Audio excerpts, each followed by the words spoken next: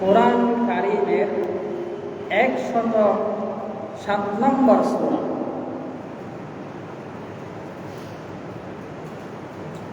এই সূরাটিতে আয়াত আছে 7টি, রুকু আছে 1টি। সূরাটি পবিত্র মক্কা শরীফে নাযিল হয়েছে, সেই হিসাবে মাক্কি সূরা। সূরাতুল মাউন মাক্কিয়া, মক্কায় অবতীর্ণ একটি সূরা। আমি 3-4 জুমা ধরে কোরআনুল কারীমের সর্বশেষ ছোট ছোট যে সূরাগুলো আছে এগুলোর তাফসীর আরম্ভ করেছি। ইতিমধ্যে সূরা ইখলাসের তাফসীর করেছি, সূরা কাফিরুনের তাফসীর করেছি, সূরা ফালাক, সূরা নাসের তাফসীর করেছি। আজকে সূরা মাউনের তাফসীর করার জন্য সিদ্ধান্ত নিয়েছি। এই সূরা যে 7টি আয়াত আছে, প্রথম 3 আয়াতে পরকালের অস্বীকার, যারা পরকালকে অস্বীকার করে তাদের বৈশিষ্ট্য বর্ণনা করেছেন আল্লাহ। এবং 4 থেকে 7 নম্বর আয়াত পর্যন্ত শেষে আল্লাহ পাক মুনাফিকদের কথা আলোচনা করেছেন, মুনাফিকদের নামাজের কথা আলোচনা করেছেন। এই সূরাটি নাজিল হওয়ার পেছনে কারণ রয়েছে।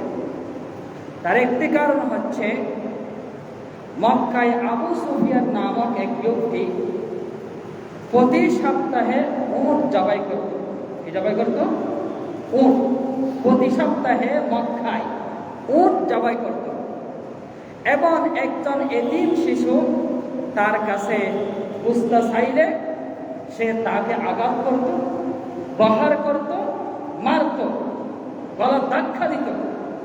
শুধু তাই না, মক্কা আবু জাহেলের মতো কঠোর কাফের, আবু জাহেল, মুগিরা, শুবা, তারা অনেক কাফের এতিমদেরকে ধাক্কা দিতেন, এতিমের সম্পদ জুলুম করে খেতেন, এতিমের সম্পদ অবৈধভাবে খেতেন।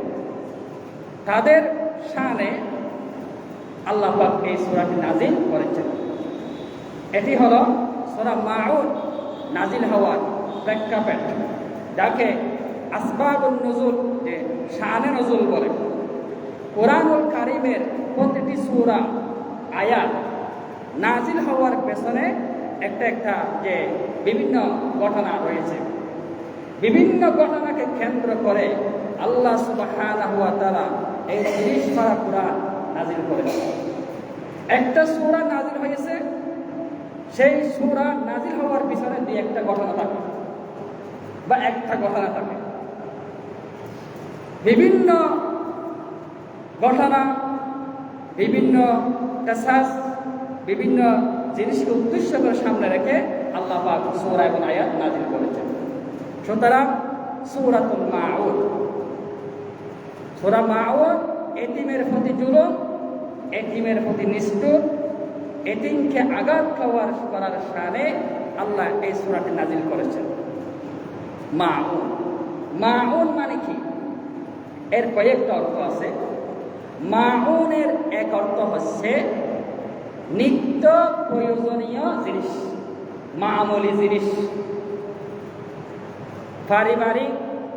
পরিবারের প্রয়োজনীয় জিনিসকে মাউন বলে। যেমন পেঁয়াজ, রসুন, কুদাল, কুড়াল, দা, হন্দা, চিনি, লবণ, প্রয়োজনীয় জিনিসকে মাউন বলে। কোরআনের এই আয়াতের সূরার একদম শেষে এর ব্যাখ্যা আসবে। সুতরাং মাউন মানে হচ্ছে নিত্য প্রয়োজনীয় জিনিস, মামুলি জিনিস, যেগুলো বাড়িতে থাকে, যেগুলো মানুষ চাইলে অনেকে দেয় না, সেগুলোকে মাউন বলে। মাউনের আরেক তাফসীর হচ্ছে যাকাত। মাউন বলে যাকাত বোঝানো হয়েছে। যারা যাকাত দিতে অস্বীকার করে জাকাত তারা দেয় না, জাকাত না দেওয়া, মাউন মানে জাকাত, জাকাত উদ্দেশ্য। যাক, আমরা একটা একটা আয়াতের সংক্ষিপ্ত তাফসীরের দিকে যাচ্ছি, সময় যেহেতু স্বল্প। সূরা মাউনের প্রথম আয়াত হচ্ছে আল্লাহ পাক বলেন, আরাআইতাল্লাযী ইউকাযযিবু বিদ্দীন। অনেক মুসল্লি ভাইদের মুখস্থ আছে, অনেক মা বোনদের মুখস্থ আছে এই সূরাটি, সূরা মাউন। আমাদের মা বোনরা জানে আরাআইতাল্লাযী, আরাআইতাল্লাযী হিসাবে প্রসিদ্ধ আমাদের ভাইদের কাছে, মা বোনদের কাছে। সূরা মাউন হলে চিনবে না, আরাআইতাল্লাযী হলে চিনবে। সূরা মাউনের প্রথম আয়াত হচ্ছে আরাআইতাল্লাযী ইউকাযযিবু বিদ্দীন। হে নবী, আপনি কি তাকে দেখছো? আপনি কি তাকে দেখেছেন যে পরকালের শাস্তি এবং পুরস্কারকে অস্বীকার করে? আরাআইতা, আপনি কি দেখেননি? আপনি কি দেখেছেন তাকে? ইউকাযযিবু, যে অস্বীকার করে, বিদ্দীন, পরকালকে, পরকালের শাস্তিকে, পরকালের পুরস্কারকে যারা অস্বীকার করে, আপনি কি তাকে দেখেছেন? দিন, এখানে বিদ্দীন, দিন একটা শব্দ এসেছে। দিন শব্দটি ব্যাপক। এই দিনের অনেক অর্থ। মানুষ যখন মারা যায়, খবরে কয়টা প্রশ্ন করা হয়? 3টা প্রশ্ন করা হয়। একটি প্রশ্ন হচ্ছে ওয়ামা দীনুকা, তোমার দিন কি, তোমার ধর্ম কি? এই দিন সম্পর্কে খবরে প্রশ্ন করবে। যারা দিনদার তারা বলবে দীন আল ইসলাম, আমার ধর্ম, আমার দিন, আমার দিন হলো দীন আল ইসলাম, ইসলাম, আমি মুসলিম। সুতরাং দিনের আরেক অর্থ হচ্ছে কর্মফল, কর্মফল। যেমন সূরা কাফিরুনে এসেছে লাকুম দীনুকুম ওয়ালিয়া দীন, লানা আমালুনা ওয়া লাকুম আমালুকুম। তোমাদের কর্ম তোমাদের জন্য, আমাদের কর্ম আমাদের জন্য। সুতরাং দিন, দিনের আরেক অর্থ হচ্ছে জীবন ব্যবস্থা। আল্লাহ রাব্বুল আলামিন বলেন, ইন্নাদ-দীনা ইনদাল্লাহিল ইসলাম। আল্লাহর নিকট একমাত্র পরিপূর্ণ সুন্দর জীবন ব্যবস্থার নাম হলো ইসলাম। ইসলাম একমাত্র জীবন ব্যবস্থা, একমাত্র মনোনীত জীবন ব্যবস্থার নাম হচ্ছে ইসলাম। এই ইসলামকে বাদ দিয়ে যারা অন্য ধর্ম, অন্য আদর্শ গ্রহণ করবে, তা পরিত্যাজ্য, গ্রহণ হবে না। আল্লাহ রাব্বুল আলামিন বলেন, সারা পৃথিবীর মানুষ, ওয়া মাইয়াবতাগি গায়রাল ইসলামি দীনান ফালাই ইউকবালা মিনহু ওয়া হুয়া বিল আখিরাতি মিনাল খাসিরিন। রাব্বুল আলামিন জানিয়ে দিলেন, যেই বা যারা ইসলামকে বাদ দিয়ে অন্য নীতি অবলম্বন করে, ইসলামকে বাদ দিয়ে কুফরি নীতি অবলম্বন করে, তা পরিত্যাজ্য, গ্রহণ হবে না। ফালাই ইউকবালা মিনহু, কবুল হবে না। ওয়া হুয়া ফিল আখিরাতি মিনাল খাসিরিন। যেই ব্যক্তি ইসলামকে বাদ দিয়ে অন্য ধর্ম গ্রহণ করবে, যে আখিরাতের ক্ষতি থেকে বাঁচতে পারবে না। সুতরাং দিন এক অর্থ হচ্ছে জীবন ব্যবস্থা। আল্লাহ রাব্বুল আলামিন সূরা ইনফিতারে বলেছেন, প্রশ্ন করে আবার জবাব দিলেন, ওয়া মা আদরাকা মা ইয়াউমুদ্দিন, মা আদরাকা মা ইয়াউমুদ্দিন, ইয়াউমা লা তামলিকু নাফসুন লিনাফসিন শাইয়্যা ওয়াল আমরু ইয়াউমাইযিন লিল্লাহ। রব্বুল আলামিন বলেন, শোনো, ওয়া মা আদরাকা মা ইয়াউমুদ্দিন, নবী হে আপনি কি জানেন দিন কি? দিনের পরিচয় কি? দিন কাকে বলে? হুম্মা মা আদরাকা মা ইয়াউমুদ্দিন, অতঃপর দিন কাকে বলে, দিনের পরিচয় কি? আল্লাহ রাব্বুল আলামিন প্রশ্ন করেন, তিনি জবাব দিলেন, শোনো মানুষ, ইয়াউমা লা তামলিকু নাফসুন লিনাফসিন শাইয়্যা, দিন হলো সেই পরকাল যেই দিন কেউ কারো আখিরাত। আখিরাত কাকে বলে? মৃত্যুর পরবর্তী জীবনকে আখিরাত বলে। এই দুনিয়ার জীবনটা আসল জীবন নয়, দুনিয়ার জীবনটা প্রকৃত জীবন নয়। মৃত্যুর পরে আরেকটা জীবন আছে, মৃত্যুর পরে আরেকটা স্থান আছে, যাকে বলা হয় আখিরাত। তিনি কে? অথচ দেখেন, ইন পিটার বলা হয়েছে দিন হচ্ছে পরকাল, যেই দিন কেউ কারো কাজে আসবে না, উপকার আসবে না, ভাই তার ভাইয়ের কাজে আসবে না, বোন তার বোনের উপকার আসবে না, মা তার সন্তানের কাজে আসবে না, সন্তান মায়ের কাজে আসবে না, বাবা সন্তান থেকে পালাবে, সন্তান বাবা থেকে পালাবে, স্বামী তার স্ত্রীকে চিনবে না, স্ত্রী তার স্বামীকে চিনবে না। সেই দিনের নাম হচ্ছে ইয়াউমুদ্দিন। আর আইতাল্লাযী ইউকাযযিবু বিদ্দীন, সেই দিন হলো পরকাল। কেউ কারো কাজে উপকার আসবে না, সবাই পর হয়ে যাবে। মা পর হয়ে যাবে। যে সন্তানের পিছনে আপনি টাকা খরচ করছেন, দিন রাত পরিশ্রম করে সন্তানকে লালন পালন করে খাওয়াচ্ছেন, এই সন্তান আপনার কাজে আসবে না, আমাদের কাজে আসবে না। এগুলো ফিতনা, এগুলো দুনিয়ার সৌন্দর্য। সন্তান, সন্ততি, টাকা পয়সা দুনিয়ার সৌন্দর্য। আল্লাহ রাব্বুল আলামিন বলেন, আল মালু ওয়াল বানুনা জিনাতুল হায়াতিদ দুনিয়া। সন্তান, টাকা পয়সা, গাড়ি বাড়ি, নারী, এগুলো হচ্ছে জিনাতুল হায়াতিদ দুনিয়া, দুনিয়ার সৌন্দর্য। সৌন্দর্য ছাড়া কিছুই নয়। ওয়াল বাকিয়াতুস সালিহাতু খায়র ইনদা রাব্বিক, বাকি থাকবে, অবশিষ্ট থাকবে আমার আপনার নেক আমল।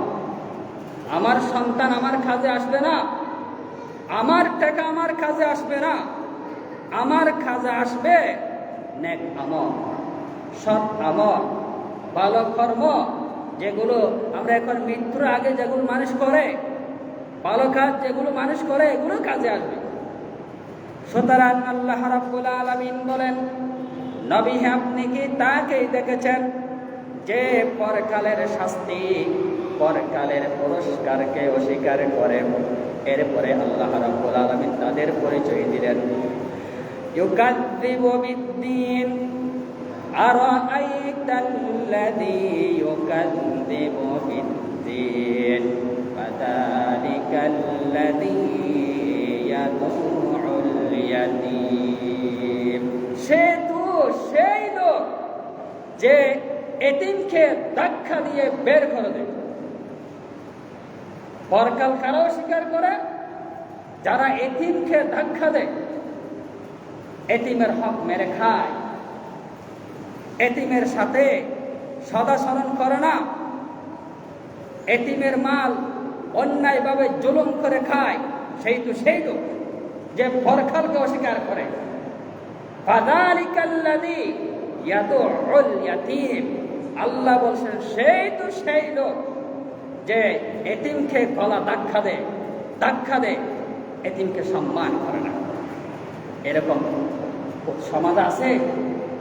মনে করেন 3-4টা ভাই আছে, একসাথে থাকে, একটা ভাই মারা গেছে, ছোট 2টা সন্তান, একটা মেয়ে একটা ছেলে রেখে মারা গেছে। চাচা যারা কি করে, তাকে দিয়ে খাস করায়। বাপ নাই, মারা গেছে, তাকে দিয়ে কাজ করায়, তার সম্পত্তি জোর করে তুলনা অন্যায় করে খেয়ে ফেলে। যে এতিমের মাল খায় সে আগুন খায়, যে এতিমের মাল খায় এতিমকে সম্মান করে না, এতিমের প্রতি জুলুম করে, মূলত সে আখিরাতকে অস্বীকার করে। আল্লাহ বলেছেন ফাযালিকাল্লাযী ইয়াদউল ইয়াতীম, যারা এতিমকে ধাক্কা দিয়ে বের করে দেয়। কোন এতিম যদি কিছু চায়, অনেক সময় এরকম আছে অনাথ নিঃস্ব, এতিম কিছু চাইলে তাকে গলা ভরা ধরে ধাক্কা দেয়, সম্মান দেখায় না, এতিমের প্রতি জুলুম করে, সেই পরকালকে অস্বীকার করে। এতিম কারা? আমাদের সমাজে অনেকে জানে না এতিম কারা। এতিমের পরিচয় এসেছে মান মাতা আবুহু ফাহুয়া সাগীর ফাহুয়া ইয়াতীমুন, মান মাতা আবুহু ফাহুয়া সাগীর, যে নাবালেগ বাচ্চা পিতা মারা যায় তাকে কি বলে? এতিম বলে। প্রাপ্তবয়স্ক হওয়া পর্যন্ত সে এতিম হিসাবে গণ্য হবে, বড় হলে কিন্তু আর এতিম বলা যাবে না। মা মারা গেলে কিন্তু এতিম হবে না, বাপ মারা গেলে এতিম হবে। যে নাবালক শিশুর বাপ মারা যায় তাকে কি বলে? এতিম বলে। যারা এই এতিমের সম্পদ অন্যভাবে খায়, আল্লাহ বলেছেন, কোরআনে বলেছে, কোরআনে এসেছে ইন্নাল্লাযীনা, সম্পদ খাওয়া মানে পেটের ভিতরে কি ঢুকানো? আগুন ঢুকানো। সে এতিমের সম্পদ খায়নি, সে আগুন খেয়েছে, পেটে আগুন বলেছে। ওয়াসায়াসলাউনা সাঈরা, আল্লাহ আরো বলেছেন সে শীঘ্রই জাহান্নামে যাবে। জাহান্নামে যাওয়ার যত কারণ রয়েছে তার অন্যতম কারণ হচ্ছে এতিমের মাল খাওয়া। সুতরাং এখানে প্রতিটি আয়াতের পাশাপাশি শিক্ষা আছে। এই আয়াত দ্বারা শিক্ষা হচ্ছে এতিমের সম্পদ খাওয়া যাবে না।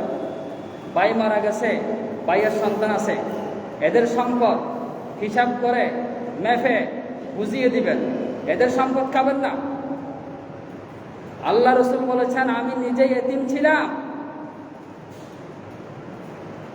আমার জন্মের আগে আমি বাবাকে হারিয়েছি, আবার জন্মের 6 বছর পরে মাকে হারিয়েছি, 8 বছর পরে দাদাকে হারিয়েছি, এরপরে আবার যে চাচাকে হারিয়েছি। আমি এতিম, তোমরা এতিমকে ভালোবাসো।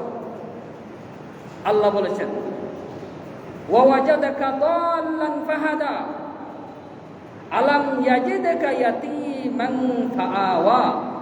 নবী হে, আমি কি আপনাকে এতিম অবস্থায় পাইনি? অবশ্যই আমি আপনাকে এতিম অবস্থায় পেয়েছি। এতিম থেকে আপনাকে এতিম অবস্থায় যখন পেয়েছি, ফাআম্মাল ইয়াতীমা ফালা তাকহার, সুতরাং আপনি এতিমকে ধাক্কা দিবেন না, এতিমের সাথে খারাপ আচরণ করবেন না, এতিমকে সম্মান করবেন, এতিমকে ভালোবাসবেন, পারলে খাওয়াবেন, এতিমের মাথায় হাত বুলিয়ে দিবেন। আল্লাহ রাসূলের কাছে একজন লোক এসে বলল, ইয়া রাসূলুল্লাহ, আমার দিল কঠিন হয়ে গেছে, আমার দিল পাথর হয়ে গেছে, আমার অন্তরে জান্নাত জাহান্নামের বই নাই, পরকালের বই নাই। আল্লাহ রাসূল বলেছেন, তুমি এতিমের কাছে যাও, এতিমের মাথায় হাত বুলিয়ে দিবা। কেন? আনা ওয়া কাফিলুল ইয়াতীম কাহাতাইনি ফিল জান্নাহ। সুবহানাল্লাহ।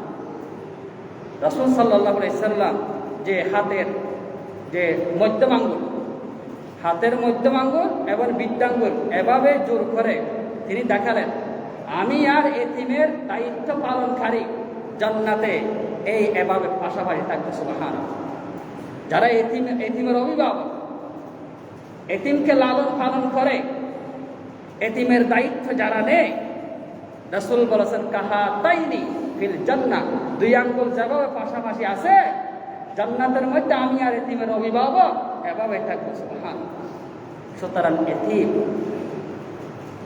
ইয়াদউল ইয়াতীম, আল্লাহ বলেছেন এতিম, যারা এতিমকে ধাক্কা দেয় যারা এতিমের সম্পদ অন্যায়ভাবে খায়,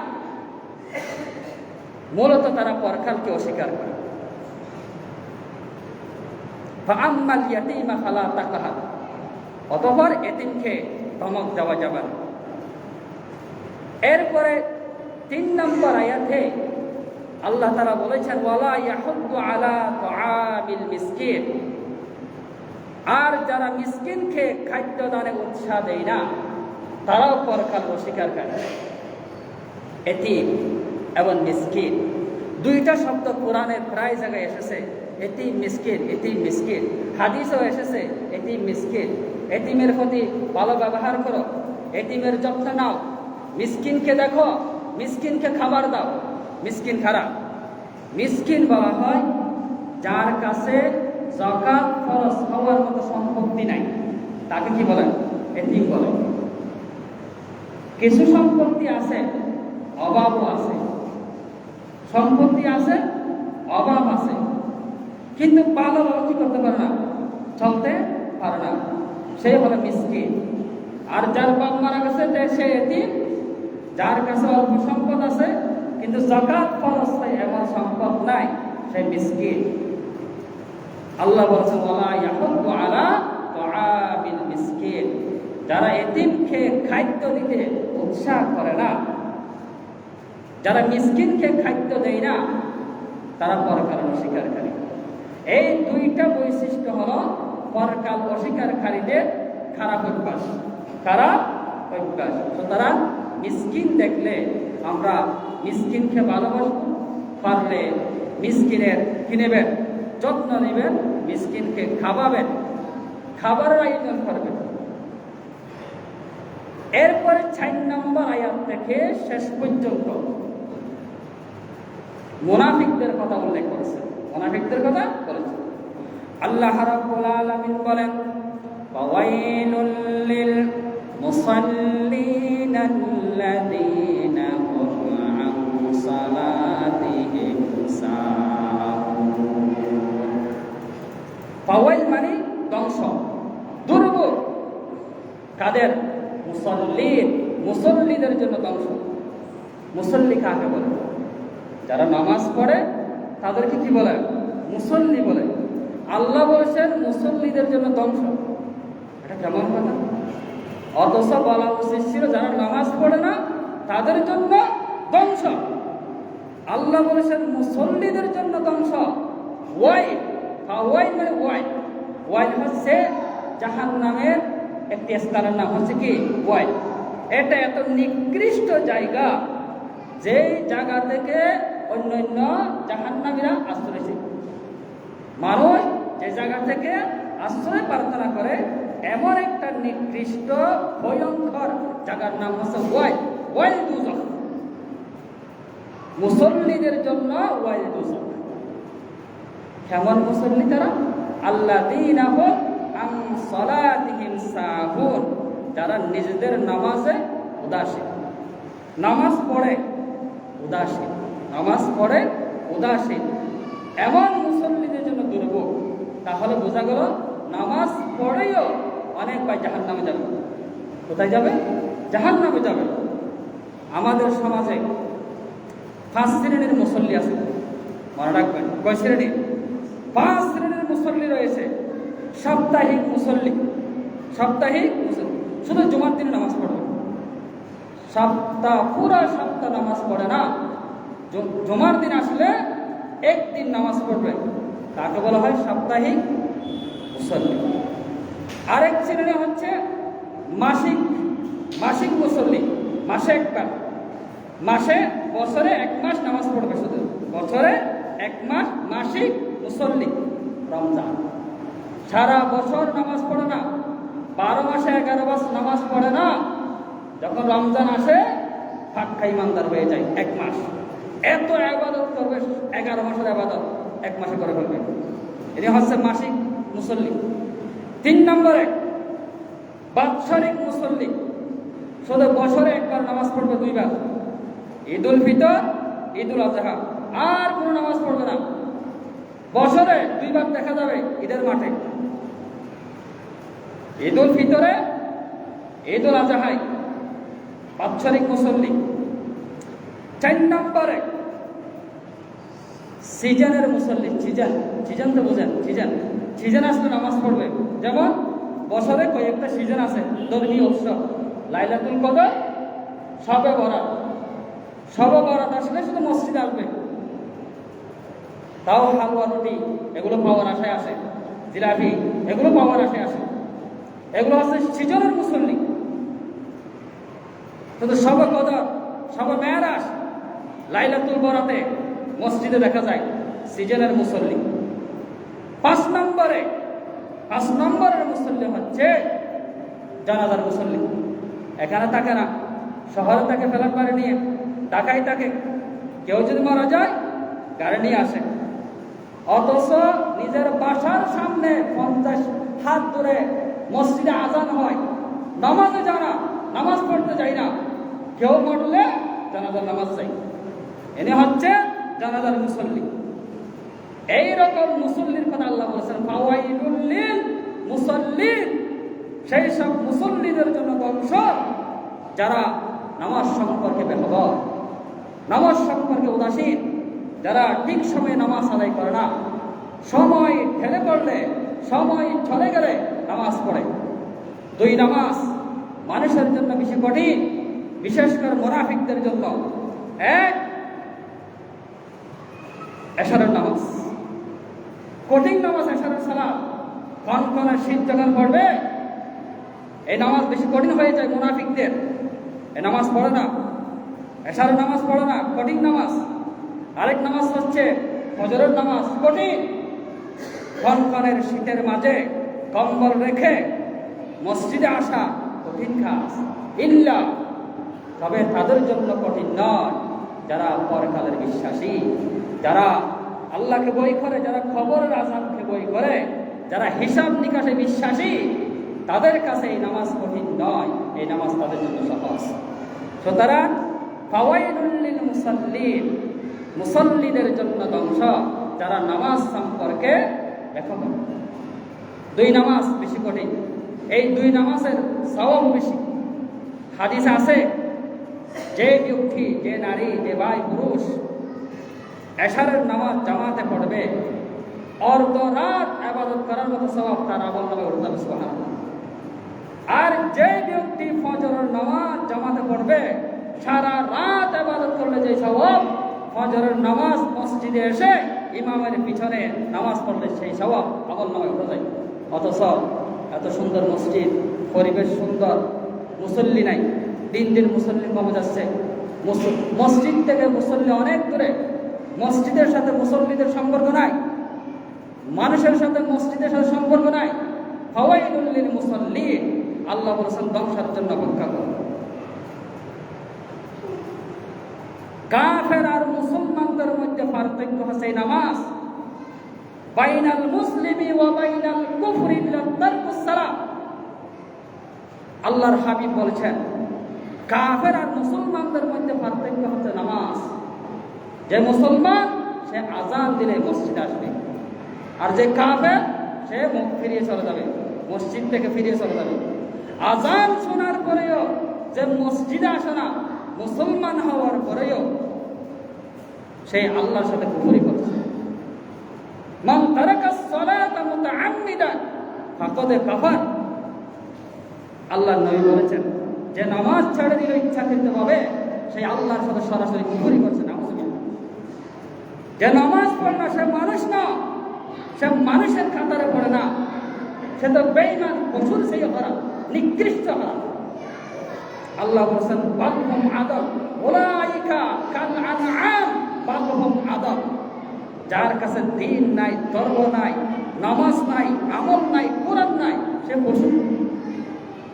উলাইকা কাল আনআম, সে জানোয়ার। সুতরাং নামাজ অবশ্যই করতে হবে। আল্লাহ বলেছেন যারা নামাজ সম্পর্কে উদাসীন, যারা নামাজ পড়ে না, তাদের জন্য ধ্বংস। এরপরে আল্লাহ রাব্বুল আলামিন বলছেন আল্লাযীনা হুম ইউরাউনা ওয়া ইয়ামনাউনাল মাউন। 6 নম্বর আয়াতে বলা হয়েছে যারা মুখ দেখানোর জন্য নামাজ পড়ে, আল্লাযীনা হুম ইউরাউন, ইউরাউন মানে যারা মুখ দেখানোর নামাজ, মানুষকে দেখানোর জন্য নামাজ, যারা নামাজ পড়বে তারা মুনাফিক। এই রকম নামাজের জন্য ওই ধ্বংস, ওই বুঝুন। সুতরাং আমাদের নামাজ হবে একমাত্র কার জন্য? আল্লাহ পাকের জন্য, লোক দেখানোর জন্য নয়। এখন দেখবেন নামাজের সংখ্যা বেড়ে যাবে, কারণ কি? সামনে ইলেকশন আসতেছে, সামনে ভোট আসতেছে। যে নেতা জীবনে কোনোদিন মাথায় টুপি দেয় নাই, তার মাথায় এখন দেখবেন কি টুপি। যে মসজিদে আসতো না, সে এখন মসজিদে ঢুকবে, সুযোগ পাইলে ভোটের প্রচারণা করবে। তার উদ্দেশ্য হচ্ছে ভোট কালেকশন করা, নামাজ নয়। এখন দেখবেন নামাজের সংখ্যা বেড়ে যাবে। আল্লাযীনা হুম ইউরাউন, যারা মুখ দেখানোর জন্য নামাজ পড়ে, আল্লাহ বলেছেন ফাওয়াইলুল লিল মুসাল্লিন, এইরকম মুসল্লিদের জন্য ধ্বংস, যে মুনাফিক। 7 নম্বর আয়াতে বলা হয়েছে ওয়ায়ামনাউনাল মাউন, আর যারা মামুলি জিনিস দিতে অস্বীকার করে। মামুলি জিনিস মানে কি? আমার আলোচনার শুরুতে আমি মাউনের তাফসীর করেছিলাম। মাউন মানে হচ্ছে নিত্য প্রয়োজনীয় জিনিস, যেমন রসুন, পেঁয়াজ, কলা, ডাল, হন্দা, কুড়া, এগুলো নিত্য প্রয়োজনীয় জিনিস। মনে করো আপনার বাড়ির পাশে একটা বাড়ি আছে, আপনার বাড়িতে হঠাৎ করে একটা পেঁয়াজের প্রয়োজন হয়েছে। আপনি যে পার্শ্ববর্তী বাড়ি থেকে পেঁয়াজ চেয়েছেন, সে পেঁয়াজ দেয় নাই। অথবা বাড়িতে লবণ নাই, লবণ চেয়েছেন, লবণ দেয় নাই। আল্লাহ বলেছেন সে মুনাফিক, সে আখিরাতকে অস্বীকারকারী, সে দ্বীনকে অস্বীকারকারী। যারা নিত্য প্রয়োজনীয় যারা জিনিস দেয় না, তারা মুনাফিকের কাতারে। সর্বশেষ আয়াতের তাফসীর। অথচ রাসূল কারীম সাল্লাল্লাহু আলাইহি সাল্লামের সাহাবীরা যখন মক্কা থেকে মদিনায় হিজরত করে গেলেন, অনেকের টাকা ছিল না, ঘর ছিল না, স্ত্রী ছিল না। আর মদিনাবাসী যে সাহায্য করেছে মুহাজিরদেরকে, যারা হিজরত করে চলে গেছেন তারা মুহাজির, আর যারা মদিনায় স্থায়ী বাসিন্দা, মুহাজিরকে যারা সাহায্য করে তারা আনসার। মদিনাবাসী কি করেছে দেখেন, যার কাছে 2টা বউ ছিল, একটাকে তালাক দিয়ে মুহাজির ভাইকে বিয়ে করে দিয়েছেন। যার কাছে 2টা ঘর ছিল, একটা ঘর মুহাজির ভাইকে দিয়ে দিয়েছেন। অথচ আমরা একটা পেঁয়াজ ছাড়িয়ে এক বোন আরেক বোনকে দেয় না, কোদাল ছাড়িয়ে দেয় না, সামান্য সময়ের জন্য লবণ ছাড়িয়ে লবণ দিচ্ছে না। মানুষের কাছ থেকে মায়া, মমতা, ভালোবাসা সব পড়ে যাচ্ছে। আল্লাহ বলেছেন এগুলো মুনাফিকের স্বভাব, এগুলো কাদের স্বভাব? মুনাফিকের স্বভাব। সুতরাং সর্বশেষ কথা হচ্ছে সূরাতুল মাউন থেকে শিক্ষা গ্রহণ করতে হবে। 1 নম্বরে পরকালকে অস্বীকার করা যাবে না, পরকাল আছে এরপর বিশ্বাস করতে হবে। এতিমের সম্পদ জুলুম করে, অন্যায় করে, অন্যায়ভাবে এতিমের মা, এতিমের হক দেওয়া যাবে না। মিসকিনদের প্রতি সদয় হতে হবে, তাদের সাথে ভালো আচরণ করতে হবে। আর নামাজ সম্পর্কে উদাসীন হওয়া যাবে না, নামাজের যত্ন নিতে হবে। যথাসময়ে আমাদেরকে নামাজ পড়তেই হবে। কেউ কিছু চাইলে, সাহায্য চাইলে তাকে দান করতে হবে। এই সূরার সংক্ষিপ্ত শিক্ষা হচ্ছে এগুলো। আল্লাহ পাক আমাদেরকে বোঝার, আমল করার তৌফিক দান করুন। হাদা মা ইনদি ওয়াল ইলমু ইনদাল্লাহ।